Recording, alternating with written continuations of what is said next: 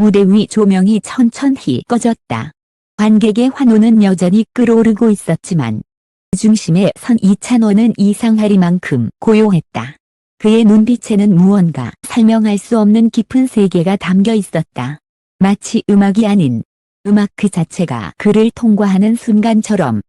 그날 밤 작곡가 조영수는 무대 뒤에서 그를 바라보며 중얼거렸다. 저 녀석은 악보보다 빨라. 이 말은 단순한 비유가 아니었다. 그것은 곧 천재의 비밀로 이어지는 믿기 힘든 폭로의 서막이었다. 이찬원이 처음 스튜디오에 들어온 날 아무도 큰 기대를 하지 않았다.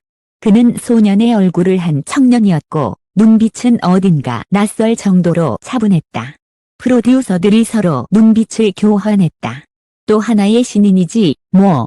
그러나 처음에 터져 나온 순간 모두의 손이 멈췄다. 그는 악보를 보지 않았다. 심지어 미스터 반주를 들기도 전에 멜로디의 흐름을 공기 속에서 감각적으로 듣고 있었다. 조영수는 그때의 충격을 이렇게 회상했다. 이찬원은 음을 기억하지 않아. 그는 음을 예측해. 아직 울리지 않은 소리를 이미 알고 있는 사람처럼 말이야. 그의 노래는 악보가 만들어지기도 전에 존재했다.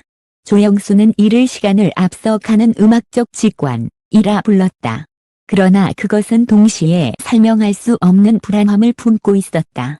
녹음 중 이찬원은 갑자기 녹음을 멈췄다.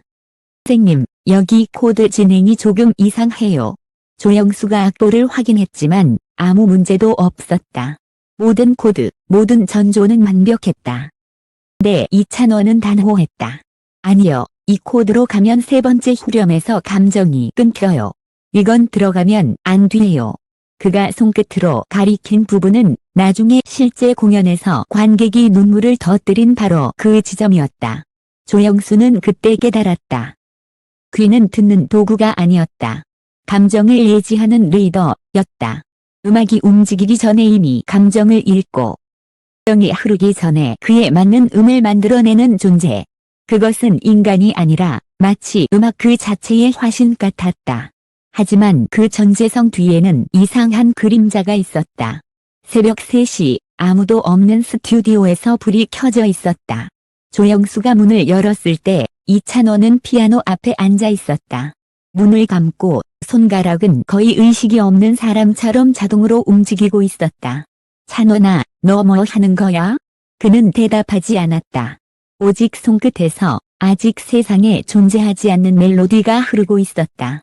그 멜로디는 너무 아름다워서 동시에 소름이 돋을 만큼 낯설었다. 잠시 후 이찬원이 눈을 떴다. 방금 들렸어요. 누군가 속삭였어요. 이 소리를 꼭 남겨야 한다고. 그 순간 조영수는 섬뜩한 기분을 느꼈다.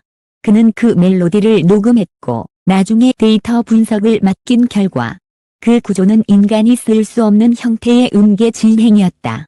논리적으로 불가능한 그러나 완벽하게 감정적으로 통하는 선율.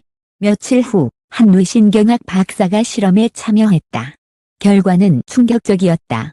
찬원의 뇌파는 노래할 때 미래의 음파를 먼저 예측하고 있었다. 즉, 음악이 실제로 연주되기 0.3초 전에 그의 뇌는 이미 그 소리를 인식하고 반응했다. 그의 뇌에는 두 개의 시간선이 존재합니다. 연구진은 그렇게 말했다. 하나는 현실의 시간, 또 하나는 음악의 시간입니다. 두 세계를 동시에 살고 있는 거예요. 조영수는 그 말을 듣고 손을 떨었다. 그래서였구나. 악보보다 빨랐던 이유가. 결국 조영수는 모든 걸 밝히기로 결심했다. 기자회견장에서 그는 깊게 숨을 들이마셨다. 이찬원은 단순한 가수가 아닙니다. 그는 음악을 듣는 존재가 아니라 음악이 그를 통해 흘러나오는 통로입니다.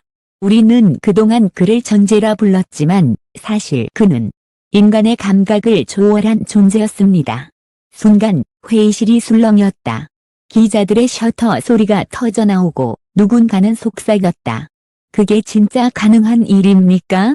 조영수는 고개를 끄덕였다. 그의 노래는 우리가 감당할 수 없는 차원의 울림입니다. 그것이 내가 오늘 이 자리에 선 이유입니다. 비밀을 더 이상 숨길 수 없기 때문입니다. 이찬원은 그날 이후 공개석상에서 모습을 감췄다. 그가 남긴 마지막 음성 파일에는 단 한마디가 녹음되어 있었다. 음악은 내 안에서 울리지 않아. 그저 그것이 지나가는 길일 뿐이야. 그 말은 어쩐지 슬프도록 평온했다. 조영수는 파일을 닫으며 조용히 말했다. 그는 악보보다 빨랐다. 아마 우리 모두보다 빨랐던 사람이었을지도 모르지. 는 여전히 비어 있었지만 어딘가에서 누군가의 노래가 울렸다. 그리고 그 노래는 여전히 미래로 향하고 있었다.